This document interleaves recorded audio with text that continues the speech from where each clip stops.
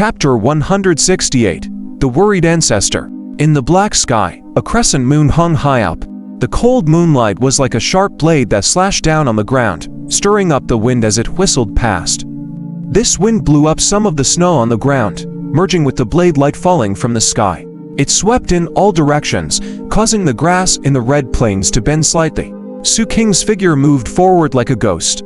As the cold light from the dagger shone in the night, boiling blood splattered everywhere from the desperado's bodies, landing on the red grass that was bent by the wind.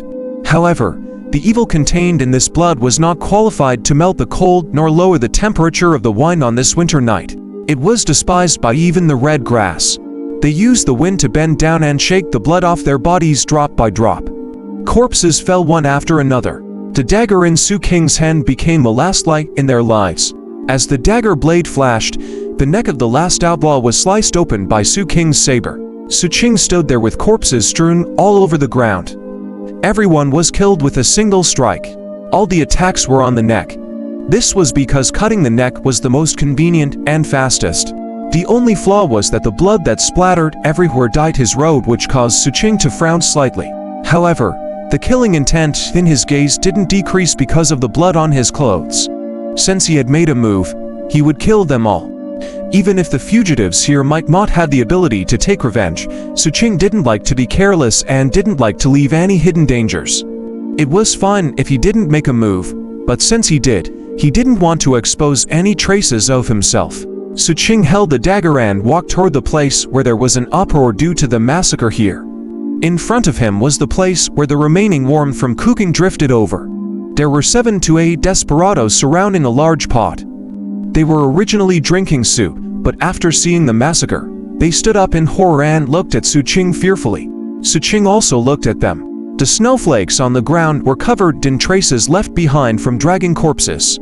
However, there were no corpses, only some clothes that had been removed. Xu Qing knew very well where the corpses went.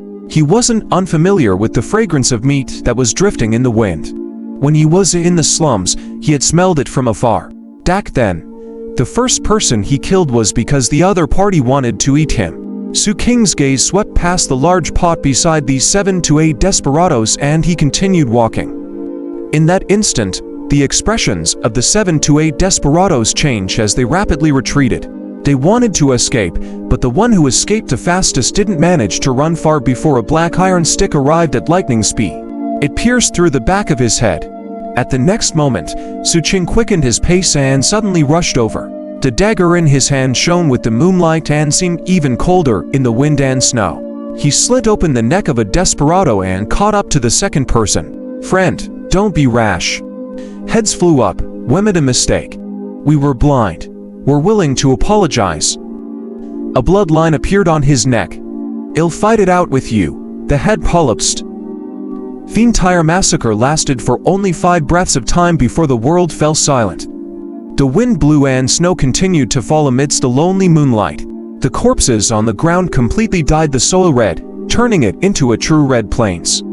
Looking at the corpses in the surroundings, Xu Qing wiped his dagger on one of them and began to deal with it. Very soon, the corpses here turned into blood and fused into the ground.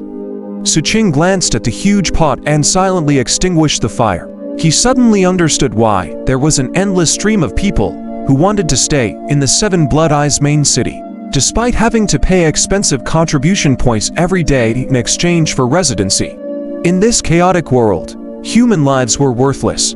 Xu Qing turned and continued his journey. The blizzard grew even heavier that night. Snowflakes fell from the sky and rapidly slid down in front of Xu Qing, who was running. A cold wind blew over, lifting his long hair as it attempted to enter through his clothes.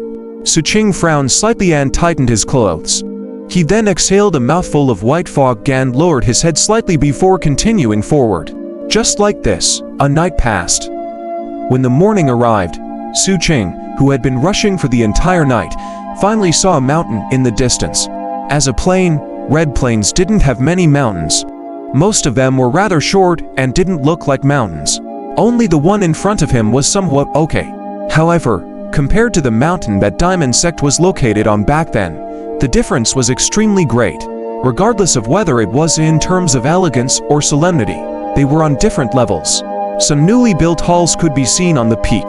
However, they were clearly desolate, as though there weren't many disciples in the sect, and the entire sect seemed to emit bleakness. Diamond Sect, Xu Qing pondered. According to the clues he had checked, this mountain was the new location of the Diamond Sect. Clearly, not everyone could adapt to the changes in the environment, especially when they moved to the Red Plains, which was even more harsh and barren than their previous location. Naturally, fewer people could accept it. In addition, they hadn't been here for long, so the desolate atmosphere of the Diamond Sect could be explained. However, Xu Qing was very cautious. He wouldn't let down his guard just because he saw that the Diamond Sect was in decline. He wasn't clear about the internal situation of the sect and didn't know if it was really as he saw. Hence, Xu Qing didn't plan to rush over and attack immediately. He wanted to observe first. Just like a hunter hunting, he couldn't be anxious. Xu Qing retracted his gaze from the Diamond Sect and left this place. He continued until he was 50 kilometers away and found the scavenger campsite closest to the Diamond Sect.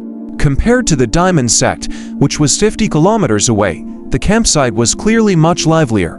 Xu Qing could hear the commotion from afar. When he was about to get close, he suddenly thought of something and took out the leather coat he used to wear from his storage bag.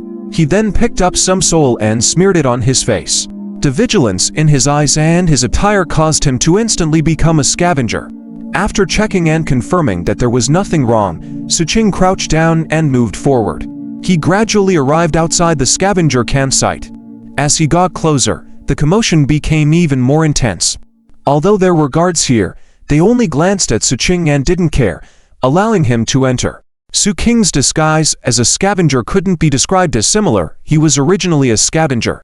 He had the same aura, the same gaze, and the same cruelty. When he entered the scavenger campsite, Xu Qing retracted his gaze from the surrounding tents and looked into the distance. Over 100 scavengers were gathered there and all of them were shouting excitedly. The commotion he heard earlier came from this group of people. What they were surrounding in excitement was a cruel scene. It was a competition. Like a dog race, 7 to 8 skinny figures in ragged clothes were running with all their might. The bodies of these 7 to 8 people were greenish-black, due to the dense anomalous substances in their bodies, and they were not far from mutation. Their eyes were filled with despair and madness. As for the racing track they were running on, it was a path filled with sharp pebbles and blade fragments. The intense pain and blood from stepping on them could make one go crazy. At the end of the racetrack was a white pill covered in spots. To people with such a serious mutation, one white pill might not be able to save their lives, but it could at least prolong their normal lives for some time. This time might give them a chance to obtain other white pills. Hence, even though they were running on such a treacherous track and the ground was covered in blood, and all of them were trembling, their desire to survive still made them race crazily. This was a dog race as well as a horse race. Waves of excited and cruel shouts rang out from the scavengers in the surroundings. There was clearly betting involved. Xu Qing watched all of this. Finally, one of the runners dragged his bloody body to the end. After he snatched the white pill and swallowed it, the remaining participants fell into despair. They were then dragged to the starting point, and a new white pill was placed back on the goal. The competition continued. As for the scavengers in the surroundings, some were happy, while others cursed non-stop. However, very soon, as the competition started again, they placed their baits one after another. Xu Qing retracted his gaze and looked in the direction of the Diamond Sect. At the same time, in the Diamond Sect's main hall on the mountaintop 50 kilometers away from the campsite, the Diamond Sect's ancestor was sitting there with an ugly expression. With some anger, he waved away the sect master who wanted to say something but hesitated. Do you really think this old man was willing to come to this godforsaken place? But what could we do if we didn't migrate here? Deputy *TCH from the 7th peak is too vicious. I had to take out more than half of my life savings as an apology to her. The Diamond Sect's ancestor had a look of grief and indignation as he sat there and muttered, "There's also that kid. He has gained a foothold in the 7 Blood Eyes. If we didn't migrate, should I have waited for him to slap me to death after he reaches the foundation building realm?" According to this old man's countless experiences from reading ancient books, this matter is my life and death calamity. A Diamond Sect's ancestor felt even more grief and indignation. When he thought of how the diamond sect had been reduced to such a miserable state in such a short period, his heart couldn't help but ache. The impact of the migration was huge. After all, not everyone was willing to migrate. During this period, there were many disciples who secretly escaped. Although he killed some, he couldn't kill them all. It's fine, my alchemy pill is about to be completed. As long as I swallow this pill, I'll finally be able to break through my 30th magic aperture and form my first ball of life fire. Once my life fire is formed, I'll be able to activate the Mystic Brilliance form of foundation building. Under the Mystic Brilliance form, my combat strength will instantly increase greatly. At that time, I won't have to be afraid of that kid. The Diamond Sex Ancestor gritted his teeth. However, when he thought of this, his expression suddenly changed. That's not right. According to the ancient books I've read, accidents often happen at such critical moments. At the thought of this, the expression of the Diamond Sex Ancestor changed drastically. It was only when he took out a token and held it in his hand that he heaved a sigh of relief. It's impossible for the kid to make a breakthrough so quickly. Besides, I've joined the Lichu sect now and can be considered a follower. The Lichu sect is also a giant like the Seven Blood Eyes. With this backer, I should be safe for the time being. Besides, fellow Dao's Tu Yun was also invited by me and is still a guest in the sect. The Diamond Sex Ancestor muttered. As he looked at the token, bitterness rose in his heart. For this token, he had paid a huge price. It could be considered as selling his body and he could not forsake it for the rest of his life. At the same time, he was worried about the danger. Basically, after he moved over, he had been inviting his friends over as guests every few days. Every time he invited someone over, he would give them gifts. So far, regardless of whether he was familiar with them or not, he had invited almost everyone he knew. One wrong step, and every step will be wrong. The Diamond Sex Ancestor let out a long sigh and looked at the distant sky, slowly feeling a little dazed. At that moment, the sunlight landed on his body. From afar, he looked old and weak.